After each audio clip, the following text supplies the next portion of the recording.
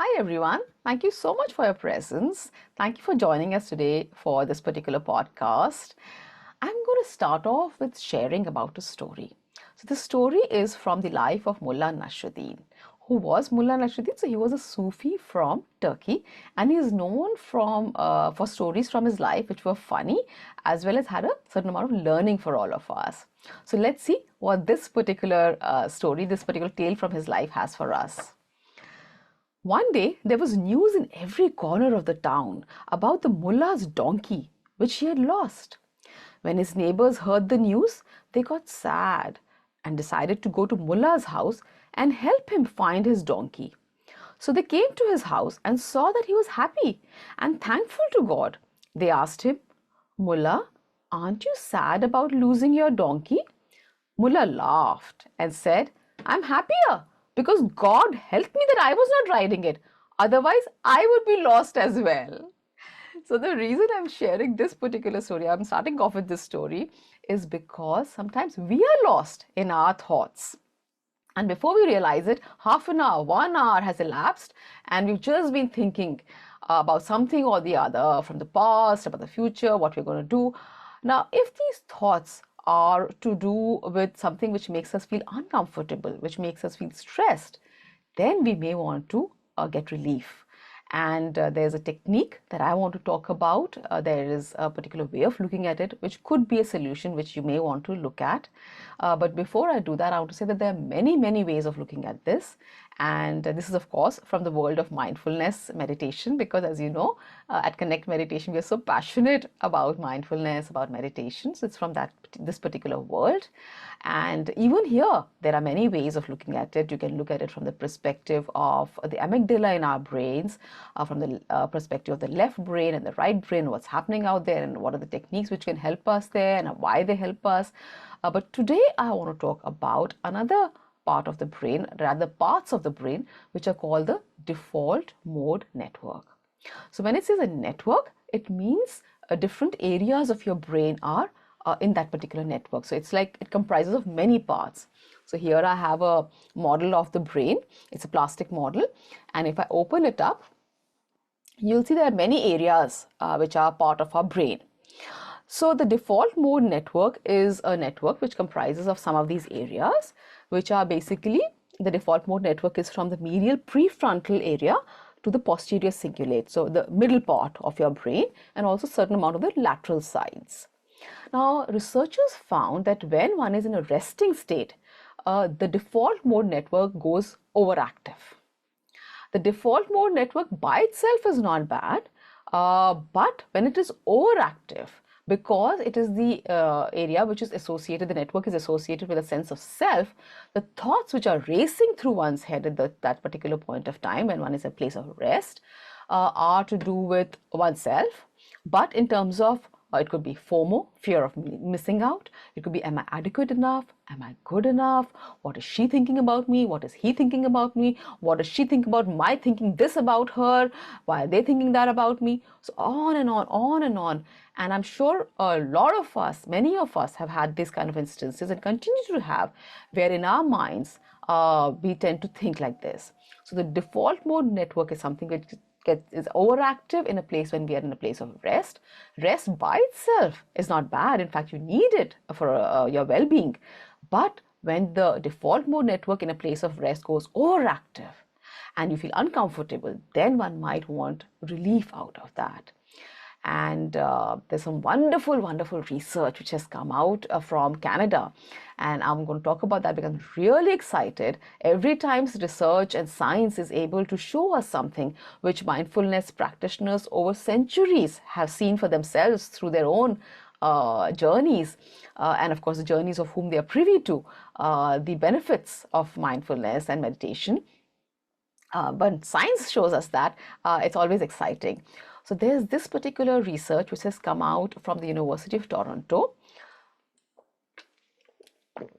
Zinder Siegel and Farb have found that when you become aware of your sensations in your body, it could be sensation of your breath or other sensations happening in your body, maybe in your intestines, maybe in your feet, anywhere in your body for that matter. that tends to reduce an overactive default mode network.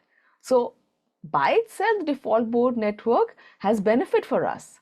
In fact, if you look at it, this area, the prefrontal cortex, is the area which is right behind your forehead, and this area is associated with wonderful, wonderful things like, for example, problem solving, decision making, empathy, kindness, compassion. So such beautiful, beautiful areas which are associated with this particular, the prefrontal cortex. So it's not bad by itself, but the overactive default mode network is what we are looking at. There's this story that I'm reminded of, incident which a coach tells his client that if you have a dog who's not behaving properly, who is barking a lot or other things, you're not going to shoot the dog, you're going to train the dog. So in the same way, we can do it. And actually, we can get to see the results in our brains, showing what we are doing, how we are looking at it. And what these researchers found out was that when you become aware of the sensation of your breath or other sensations, that tends to calm down an overactive default mode network, which is great news for us mindfulness practitioners because, as you know, body awareness, body scans, body relaxation is such a huge part of the world of mindfulness meditation. So that is something which could be a solution which one want to look at. Especially this is great news for people who are beginning meditation. Why? Because there are different kinds of meditation. So one is, of course, concentration. Say we concentrate, we anchor ourselves into the breath, if breath is the object of meditation for us. So you have that anchor which you can always go back to if something comes up in your mind, a thought comes up which is uncomfortable. So that's great because what happens is the initial stages of meditation, a lot of beginners, those who are beginning meditation report is that when they are concentrating on the sensation of the breath in their body, they're calmer. But the moment thoughts come up, then they are not able to practice what is known as open awareness, which is let everything come up, in mind. So there's in mindfulness meditation, one is concentration, the second is mindfulness. That is, whatever comes up, we tend to observe it, not think the thought, but become aware of the thought. And there's a difference between the two, and the difference is life-giving. What do I mean? So here I'm going to take one of my favorite examples, which is that if you're angry and I ask you, how angry are you? And you say, every part of me is angry. And I say 99% you is aware that you're angry and 1% is aware that you're angry. So 99% is angry and 1% is aware that you're angry. That 1% awareness is what you are trying to practice, which is just watching, just letting whatever is arising come up and go down.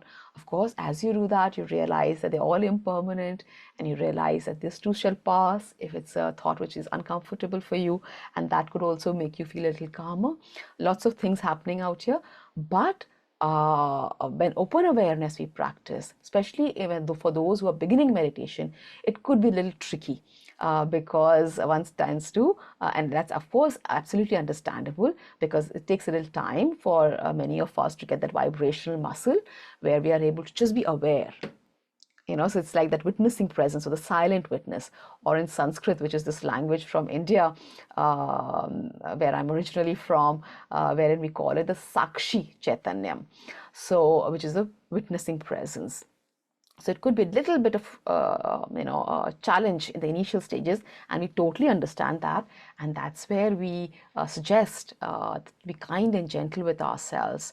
With mindfulness comes heartfulness, self-compassion. So if I feel that I'm not able to be that awareness, but I start thinking a thought, and especially if it's uncomfortable, I feel more stressed out of the meditation, and I'm not able to feel comfort in that, and I want relief that time, then we always have our object of meditation, what we practice our concentration on, the breath, if it's the breath for you to come back to. So a lot of those who are beginning meditators feel that they're not able to practice open awareness, and my suggestion would be that just to go as per whatever's comfortable to you. If it's the object of meditation, the breath which makes you feel comfortable, one can always be there, and slowly, slowly, as one develops sea legs, as one develops vibrational muscle, then one can go on to practicing even on the thoughts, even on more and more uncomfortable thoughts. Again, as per one's journey. That's what I love about meditation, that it's just between you and you. There is no comparison with any other person, any other person's journey, however beautiful that journey would be. But we all have our own unique and beautiful journeys. Yeah.